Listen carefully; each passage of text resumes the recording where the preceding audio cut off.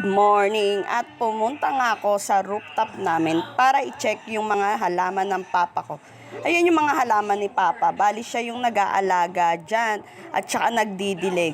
Yan. Alam nyo, madami yan kasi yung iba ibinaba, inilagay dun sa tapat ng tindahan namin. Hindi ko alam kung anong tawag dyan pero ang laki na niyan. Grabe. Parang mas malaki pa sa akin. Ayan. Si mama rin nag-aalaga niyan. May rubber tree din kami dyan. Pagbaba mo pagbaba mo galing rooftop. Ayan, hindi ko nga alam kung bakit nagkaganyan yung itsura niya. Feeling ko parang sobra ata sa araw, kaya siguro medyo natuyot. At syempre sa paghahalaman, parang asawa din yan. Binibigyan mo ng halaga, ng pagmamahal, ng araw at oras. At syempre, dinidiligan din. Kaya laging fresh. Salamat sa panonood! Like and follow.